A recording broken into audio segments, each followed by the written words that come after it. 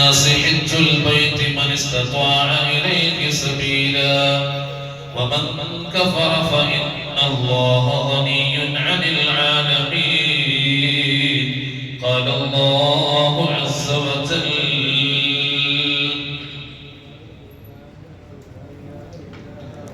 പ്രിയപ്പെട്ട സഹോദരന്മാരെ, പരിശുദ്ധമായ ഹജ്ജ് കർമ്മത്തിന് വേണ്ടി ലോകത്തിന്റെ നാനാദിക്കുകളിൽ നിന്ന് മുഅ്മിനീങ്ങളും മുഅ്മിനാത്തുകളും ഒഴുകിക്കൊണ്ടിരിക്കുന്ന സാഹചര്യമാണ്. ഈ വർഷത്തെ പരിശുദ്ധമായ ഹജ്ജ് കർമ്മത്തിന് വേണ്ടി കേരളത്തിൽ നിന്ന് ഹജ്ജ് കമ്മിറ്റി വഴി യാത്ര പോകുന്ന ഹാജിമാരുടെ ആദ്യ സംഘം 11-ാം തീയതി നാളെ കരിപ്പൂരിൽ നിന്നും അതുപോലെ കണ്ണൂരിൽ നിന്ന് പുറപ്പെടുന്നവര് 11-ാം തീയതിയും അതുപോലെ നെടുമ്പാശ്ശേരി വഴി യാത്ര ചെയ്യുന്നവർ 16-ാം തീയതിയും പുറപ്പെടുകയാണ്. അല്ലാഹു തആല ഈ വർഷം ഹജ്ജ് ചെയ്യുന്ന എല്ലാവരുടെയും ഹജ്ജുകളെ കബൂലാക്കുമാറാകട്ടെ. ഒരു സത്യവിശ്വാസിയെ സംബന്ധിച്ചിടത്തോളം അവന്റെ ജീവിതത്തിൽ ഏറ്റവും വലിയ ഭാഗ്യമാണ് ഹജ്ജ് ചെയ്യാൻ സാധിക്കുക എന്നത്. അല്ലാഹു സുബ്ഹാനഹു വ തആല ഹജ്ജ് കർമ്മം ഇതുവരെ ചെയ്യാത്തവർക്ക് ജീവിതത്തിൽ ഒരു തവണയെങ്കിലും ചെയ്യാൻ തൗഫീഖ് നൽകുമാറാകട്ടെ.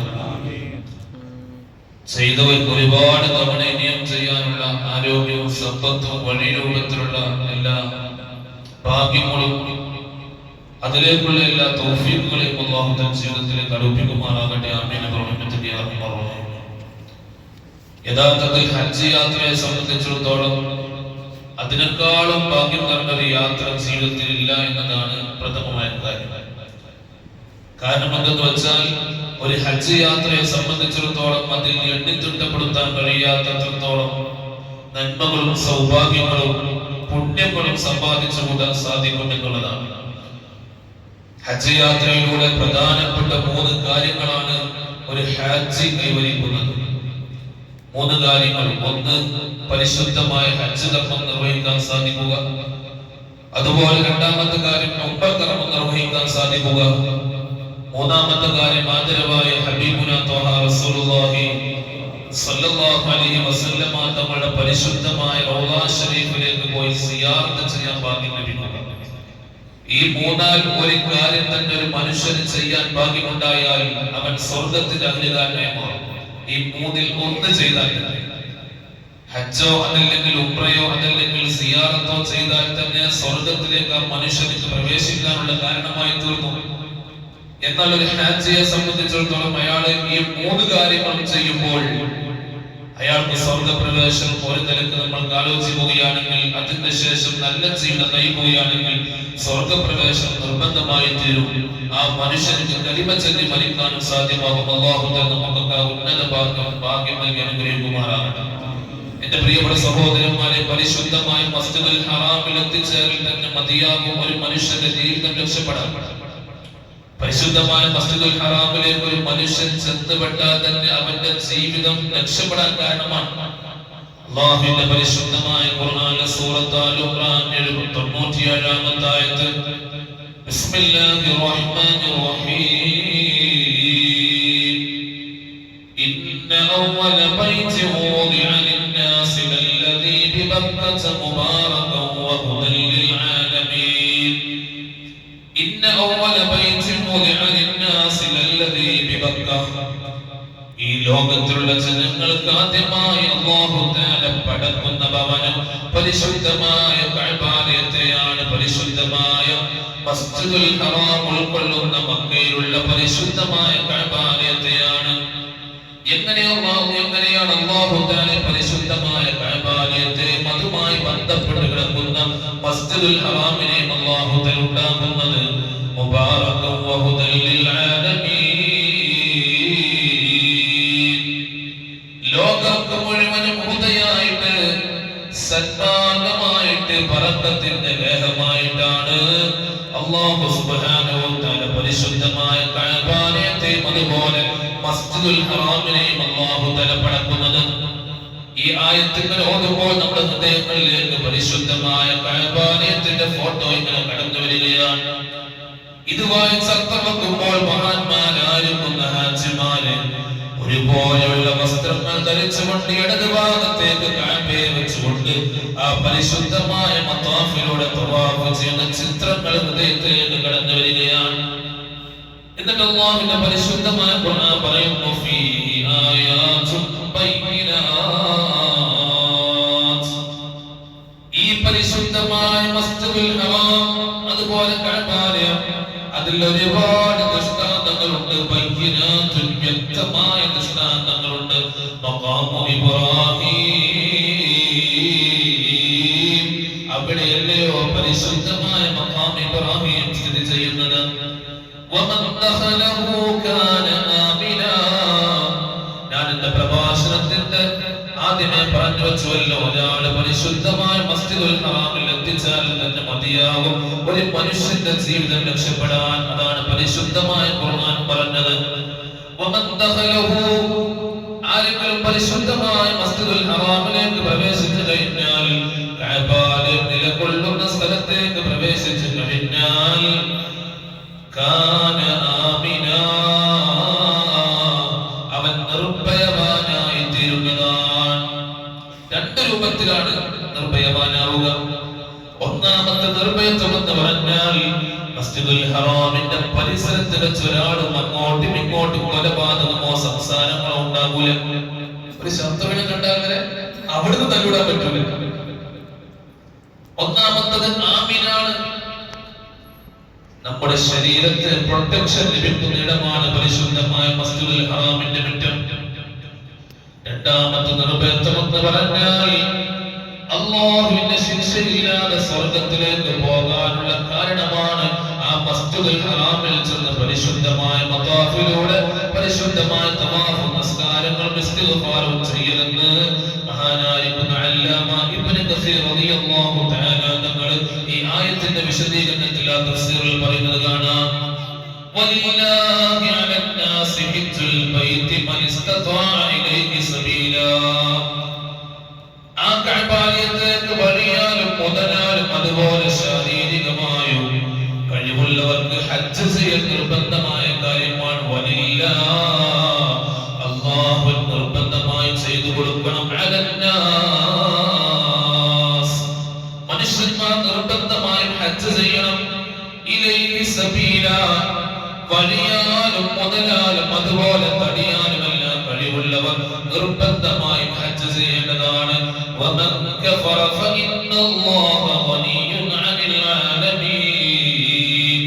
വമൻ കഫറ, വല്ലവരും നന്ദികേട് കാണിച്ചു, ഓന് വഴിയാലും മുതലാലും തടിയാലും അല്ലാഹു തആല എല്ലാ അനുകൂലങ്ങളും കൊടുത്തിട്ട് അവസരങ്ങളും അനുകൂലമാക്കിയിട്ട് ഹജ്ജ് ചെയ്യാതെ നന്ദികേട് കാണിച്ചാൽ മാനമായി എനിക്കൊന്നും നഷ്ടപ്പെടാനില്ല, എനിക്കൊന്നും പോകാനില്ല. വമൻ കഫറ ഫഇന്നല്ലാഹ ഗനിയ്യുൻ അനിൽ ആലമീൻ. നിങ്ങൾ ഹജ്ജ് ചെയ്തിട്ട് വേണം എനിക്ക് നിൽക്കാൻ, അങ്ങനെയില്ല. ഫഇന്നല്ലാഹ, നിശ്ചയമായും അല്ലാഹു തആല ഗനിയ്യുൻ അനിൽ ആലമീൻ, നിങ്ങളില്ലെങ്കിലും എന്റെ നിലനിൽപ്പുണ്ട്. മനുഷ്യ അതല്ല പറയാം, നിങ്ങൾ ഹജ്ജ് ചെയ്താൽ നിങ്ങൾക്ക് കിട്ടി, എനിക്കത് കിട്ടാനാണ്. ഫഇന്നല്ലാഹ ഗനിയ്യുൻ അനിൽ ആലമീൻ, ഈ ലോകം തന്നെ ഉണ്ടാകേണ്ട ആവശ്യമില്ല. എന്റെ നിലനിൽപ്പിന് നിങ്ങൾക്ക് വേണമെങ്കിൽ നിങ്ങൾ ഹജ്ജ് ചെയ്യുക. അല്ലാഹു സുബ്ഹാനഹു വ തആല പരിശുദ്ധമായ ഹജ്ജ് കർമ്മം ചെയ്യാൻ നമുക്ക് അല്ലാഹു തആല തൗഫീഖ് നൽകുമാറാകട്ടെ. ഉംറ കർമ്മം നിർവഹിക്കാൻ അല്ലാഹു തആല തൗഫീഖ് നൽകുമാറാകട്ടെ. അപ്രകാരം തന്നെ വളരെ പ്രധാനപ്പെട്ട കാര്യമാണ് ആദരവായ ഹബീബുന മുഹമ്മദുൽ മുസ്തഫ സല്ലല്ലാഹു അലൈഹി വസല്ലമ തങ്ങളെ പോയി സിയാറത്ത് ചെയ്യാൻ ഭാഗ്യം ലഭിക്കുക എന്ന് പറയുന്നത്. ഒരാൾ അല്ലാഹുവിന്റെ ഹബീബ് സല്ലല്ലാഹു അലൈഹി വസല്ലമ തങ്ങളെ ചാരി പോയി ഇസ്തിഗ്ഫാർ ചെയ്താൽ അവനിക്ക് അല്ലാഹു തആല പാപമോചനം നൽകുന്നതാണെന്ന് പരിശുദ്ധമായ ഖുർആനിലൂടെ ഖാല അല്ലാഹു അസ്സ വജൽ. നമ്മൾ പരിശുദ്ധമായ ഖുർആൻ ശരീഫിൽ പോയി നബി തങ്ങളുടെ അരികിൽ പോയി ഇസ്തിഗ്ഫാർ ചെയ്യാം. അത് ജീവിതകാലത്ത് അങ്ങനെ തന്നെയാണ്, മരണത്തിന്റെ ശേഷം തന്നെയാണ്. മരിച്ചാൽ പിന്നെ പൊക്കുമൊന്നും മാറൂല. മരിച്ചതിന്റെ ശേഷം ഖബറിൽ പോലെ തെറ്റാണ്, അധികം പറയാത്ത കാര്യമാണ്, പടായാണ്. മഹാനായ ഹബീബുനാ റസൂലുള്ളാഹി സല്ലല്ലാഹു അലൈഹി വസല്ലമ തങ്ങളുടെ പരിശുദ്ധമായ ഖബറിൽ പോയി ഒരു മനുഷ്യനെങ്ങാനും ഇസ്തിഗ്ഫാർ ചെയ്താൽ അത് അല്ലാഹു തആല സ്വീകരിക്കുന്നതാണ്, യാതൊരു സംശയവുമില്ല. ബിസ്മില്ലാഹിർ റഹ്മാനിർ റഹീം. വലൗ അന്നഹും ളലമൂ അൻഫുസഹും ജാഊക ഫസ്തഗ്ഫിറുല്ലാഹ വസ്തഗ്ഫറ ലഹുമുർ റസൂൽ ലവജദുല്ലാഹ തവ്വാബർ റഹീമാ.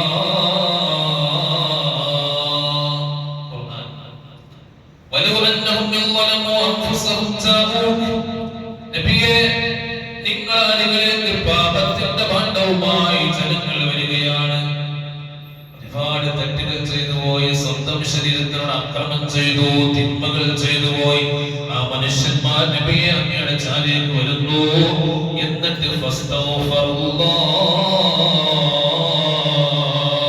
അവർ അല്ലാഹുവിനോട് തൗബ ചെയ്യുകയാണ്. പടച്ചോനെ, ഞങ്ങൾക്ക് തെറ്റ് പറ്റിപ്പോയി അല്ലാഹ്. നബി തങ്ങളുടെ ചാരി പോയി ഇസ്തിഗ്ഫാർ ചെയ്തു.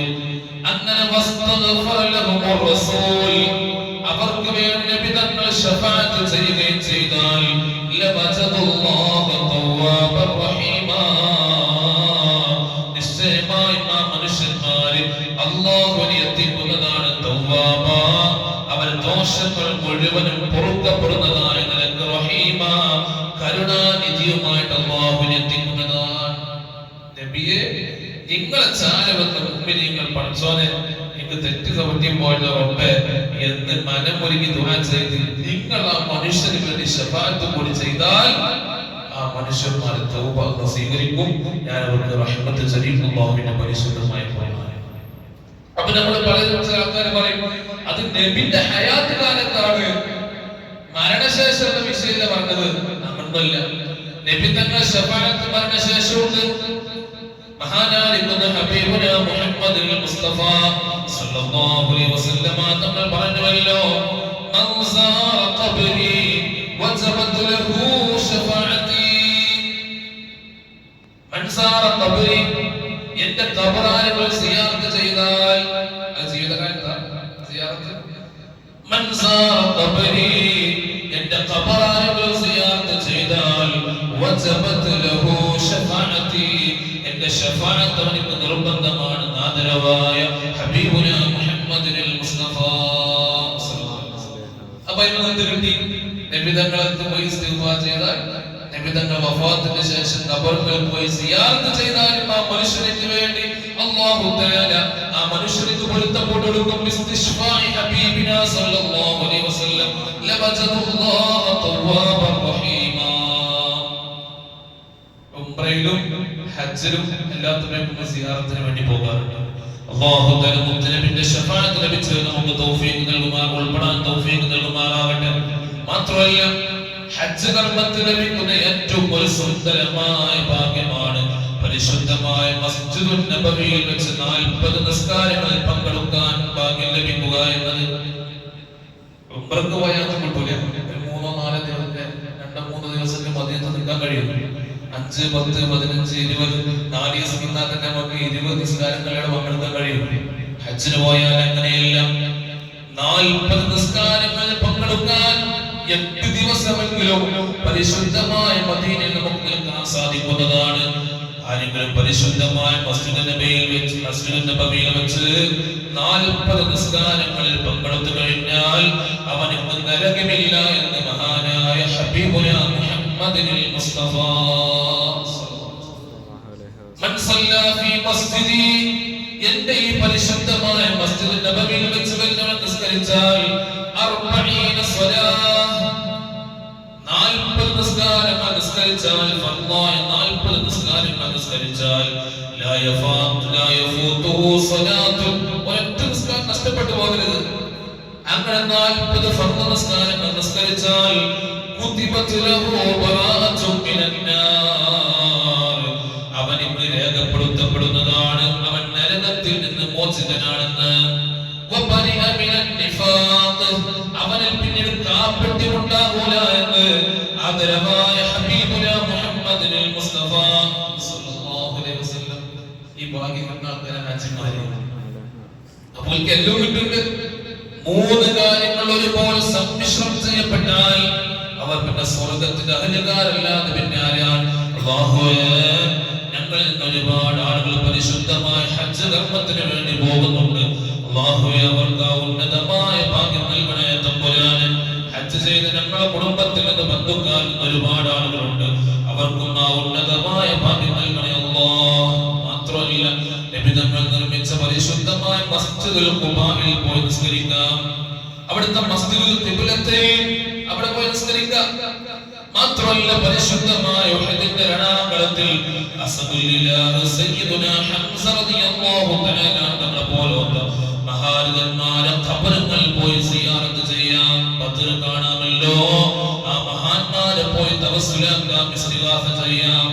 അതുമല്ല, മഹാനായിരിക്കുന്ന ഹബീബുനാ റസൂലുള്ളാഹി സ്വല്ലല്ലാഹു അലൈഹി വസല്ലമ തങ്ങളെ കൂടെ ജീവിച്ച മൂന്ന് ഖുലഫാഉർ റാഷിദീൻ പ്രമുഖരായ സിദ്ദീഖുൽ അക്ബർ തങ്ങൾ, അതുപോലെ ഉമർ ഇബ്നുൽ ഖത്താബ് തങ്ങൾ, ഉസ്മാൻ ഇബ്നു അഫ്ഫാൻ റളിയല്ലാഹു തആല തങ്ങളെ പോലുള്ള മഹാരഥന്മാർ അന്ത്യറുന്ന പരിശുദ്ധമായ ആ നബി തങ്ങളെ ചാരെ ജന്നത്തുൽ ബഖീൽ പോയി സിയാറത്ത് ചെയ്യാം. അതിനൊക്കെയുള്ള സൗകര്യമാണ് ഹജ്ജിലൂടെ ലഭിക്കുന്നത്. ഇത് എല്ലാം കൂടി ഒരുമിച്ച് ഒറ്റ യാത്രയിൽ തന്നെ ലഭിക്കുകയാണ്. അല്ലാഹുവേ, ഞങ്ങളുടെ സിയാറത്തുകൾ ആ രൂപത്തിൽ ഉൾപ്പെടുത്തണേ തമ്പുരാനെ. ഞാൻ അവസാനിപ്പിക്കട്ടെ. ഇതിനെല്ലാം പുറമെ ഏറ്റവും വലിയ ഭാഗ്യം ലഭിക്കുന്നത് ഒരു മനുഷ്യൻ ഹജ്ജ് ചെയ്യലോടുകൂടി ഇതാണ് മർമ്മം. അവൻ ഉമ്മ പ്രസവിക്കുമ്പോൾ ഇവൻ ഉമ്മയുടെ ഗർഭാശയത്തിൽ ഇവനും ഇവളും പുറത്തേക്ക് വരുമ്പോൾ ഏതൊരു മാനസികമായ അവസ്ഥയിലാണോ ഉണ്ടായിരുന്നത് അതുപോലെയായി തീരുമെന്ന് മഹാനായ ഹബീബുനാ മുഹമ്മദുൽ മുസ്തഫ. മൻ ഹജ്ജ വല്ലവൻ ഹജ്ജ് ചെയ്തു ഫലം യർഫുസ്, പിന്നെ തോന്നിയാസം പറഞ്ഞില്ല. ഹജ്ജ് ചെയ്ത് പിന്നെ പയമാരി തന്നെ നമ്മള് അങ്ങാടി ഇറങ്ങിയൊന്നും പറയുന്നില്ല. നല്ല മനുഷ്യന്മാരായി ജീവിച്ചു. അവൻ തമ്മാടിയായില്ല എങ്കിൽ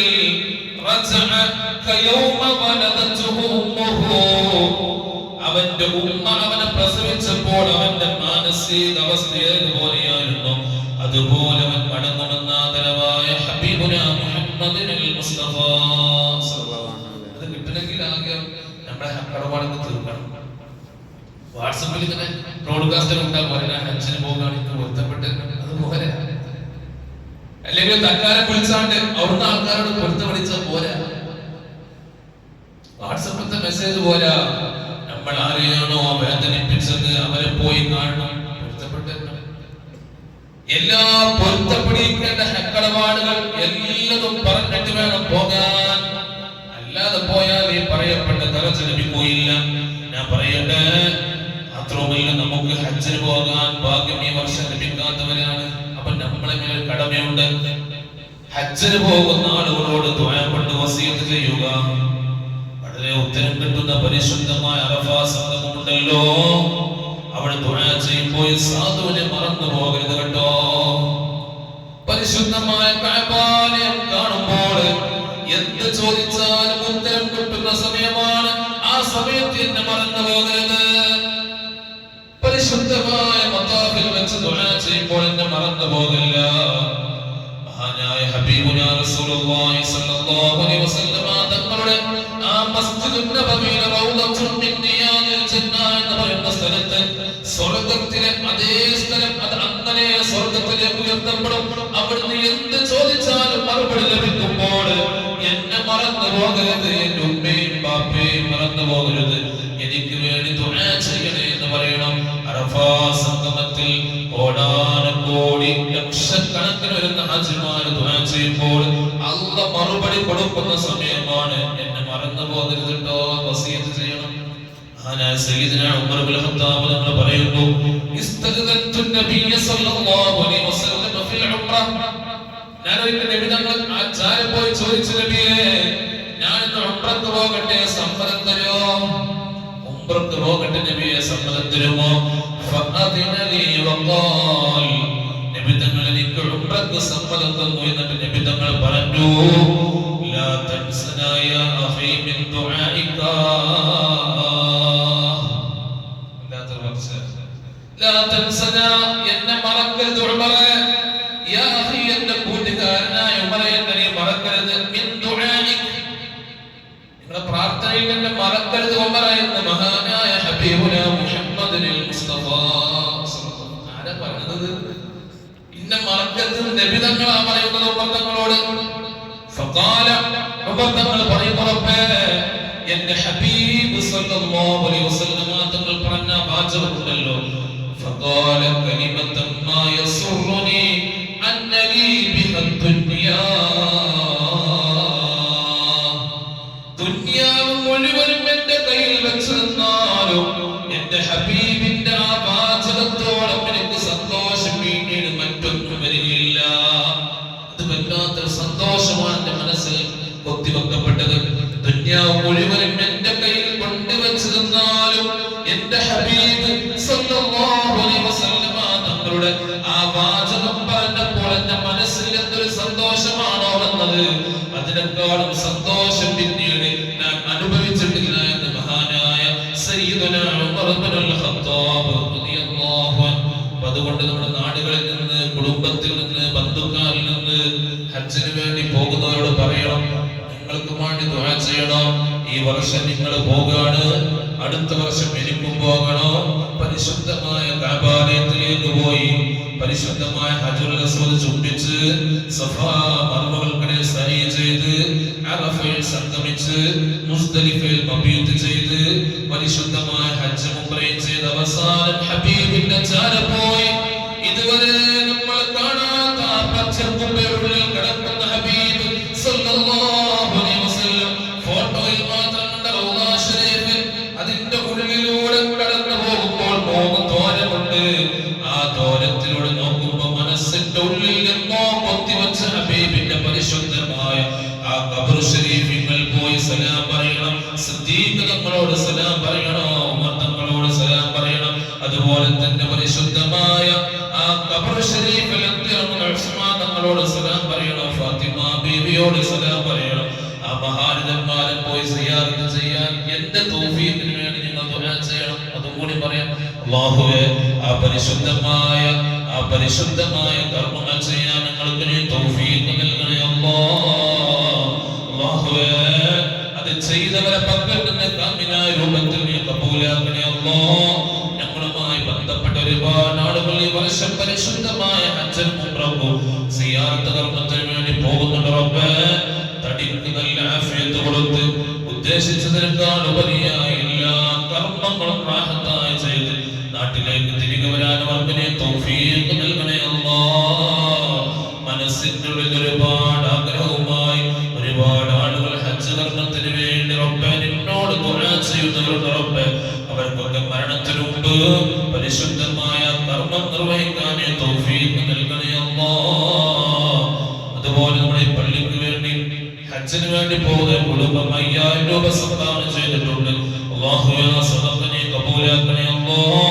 അത് കാരണത്താൽ അവർക്ക് പരിപൂർണമായ ഹജ്ജ് ഉംറയും സിയാറത്തും ചെയ്യാൻ മർദിയായ രൂപത്തിൽ ചെയ്യാൻ നീ തൗഫീഖ് നൽകണേ അല്ലാഹ്. ആമീൻ ബിറഹ്മതിക യാ അർഹമർ റഹീമീൻ. വസിദ് റബ്ബി കറാമതഹു വഫീ ഖൽബി മഹബ്ബതഹു وآت لنا شفاعته شهيد علي ولي الله. صلاة الله سلام الله على طه رسول الله. صلاة الله سلام الله على ياسين حبيب الله. وزد ربي كرامته وفي قلبي محبته وآت لنا شفاعته شهيد علي ولي الله. صلاة الله سلام الله على طه رسول الله. صلاة الله سلام الله على ياسين حبيب الله.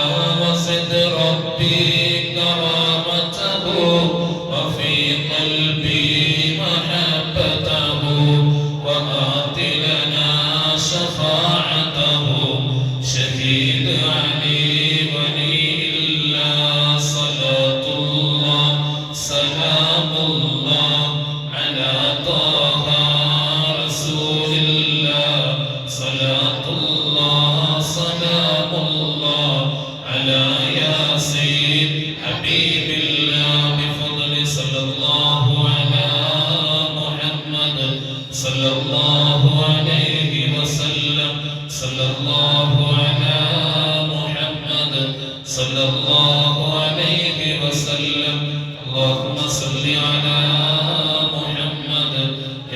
صل عليه وسلم